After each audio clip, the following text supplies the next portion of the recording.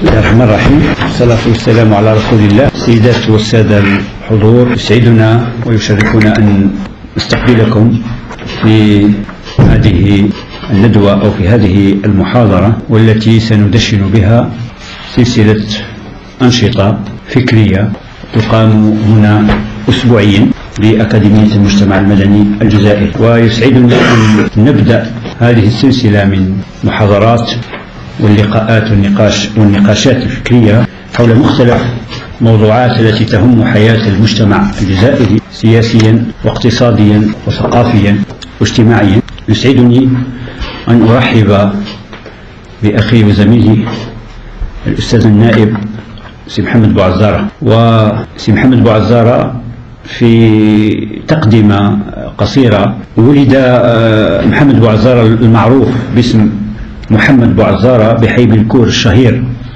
بمدينة الجزائر العاصمة سنة 1949 يوم 19 مارس.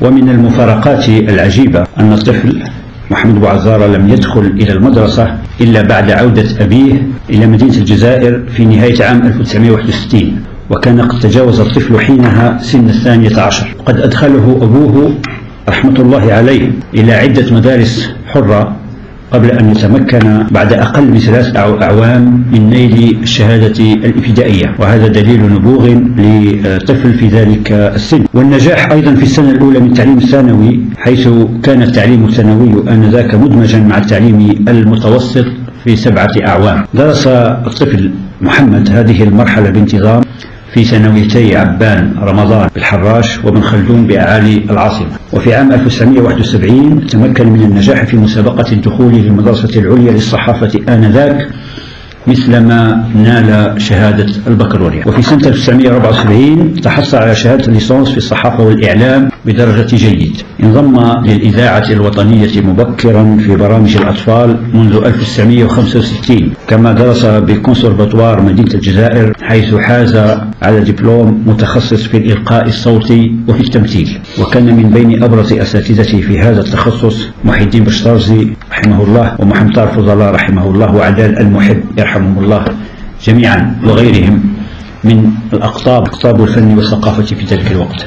في عام 1971 نظمت الإذاعة والتلفزة الوطنية آنذاك مسابقة للمذيعين، وقد كان محمد بوعزارة من بين 10 مذيعين نجحوا في هذه المسابقة التي شارك فيها العشرات. ومن بين من نجحوا معه في تلك المسابقة الأستاذ الجامعي عمر سعد الله، والإذاعي المعروف عبد الرزاق جبالي، والباحث في التراث الشاوي محمد صالح المنيسي، والأستاذة الجامعية فاطمة بلاح، والإذاعي صلاح الدين المقراني المعروف بأبو سامر. عمل محمد بوعزارة فترة تزيد عن العامين مذيعا في الإذاعة الوطنية التي كانت موجهة للمشرق العربي. في سنة 1973 انضم لقسم الأخبار بالإذاعة الوطنية وأصبح صحفيا بها، وقد تدرج في عدة مسؤوليات صحفية، فانتقل من مجرد محرر إلى معلق مختص وكاتب افتتاحية ورئيس تحرير ونائب مدير. كتب العديد من البرامج الإخبارية والتعليق السياسية، وكان من أشهر برامجه السياسية برنامج قضية وتحليل الذي أنتجه للإذاعة لمدة 10 سنوات تمتد من 1976 إلى 1986. ترأس محمد بوعزارة أشغال المؤتمر الثالث لاتحاد الصحفيين الجزائريين الذي جرت فعالياته بقصر الأمم في نهاية نوفمبر من عام 1982. وقد انتخب المؤتمر أمانة كان السيد محمد بوعزارة أحد أعضائها البارزين، حيث كان مكلفا بالإعلام والثقافة في الاتحاد. في عام 1986 عين محمد بوعزارة مديرا جهويا لمحطة التلفزة بورقلة، وهي المهمة التي تولاها إلى غاية 1994. كلف من طرف مؤسسة التلفزة بالإشراف على مجلة متخصصة، وهي المهمة التي تولاها باقتدار، حيث تمكن في بداية 1995 من إصدار مجلة الشاشة الصغيرة الصادرة عن التلفزيون، والتي ظل على رأسها إلى غاية جوان 1997. اهتم محمد بوعزارة منذ منتصف الستينيات بالكتابة، فجرب كتابة التمثيلية الإذاعية والقصة، ونظم الشعر أيضا. نشر عدة محاولات في الإذاعة وفي جريدة الموجه الأسبوعي والشعب منذ ستينيات القرن الماضي، كما نشر العديد من المقالات السياسية والثقافية في عدة صحف وطنية وعربية، وألقى العديد من المحاضرات في مراكز ثقافية وجامعات في مختلف جهات الوطن على امتداد حوالي 30 عاما من الحضور والإشعاع والعطاء. ألف لحد الآن 7 كتب في مجالات الفكر السياسي والمقالة السياسية، وفي مواضيع ذات طابع ثقافي واجتماعي، وقد لقيت كتبه رواجا ومتابعة كبيرة من طرف مختلف وسائل الإعلام. وهذه الكتب هي: التجربة والحصاد، لصوص التاريخ، يسقط الإرهاب، تحيا المقاومة، السيادة الناقصة، الرجل الذي رفض الوزارة، اخرجوا منها أنتم، وكتابه من أجلكم. اهتم محمد بوعزارة بالعمل السياسي، انضم لجبهة التحرير الوطني منذ فترة شبابه، ترشح لانتخابات 1991 تحت لواء حزب جبهة التحرير الوطني، واجتاز تلك الانتخابات التي سقطت فيها أسماء كبيرة الدور الأول بالترجيح، وفاز نائبا عن ولاية الأغواط في انتخابات 1997 باسم حزب جبهة التحرير الوطني، وعين مقررا لإحدى لجان المجلس.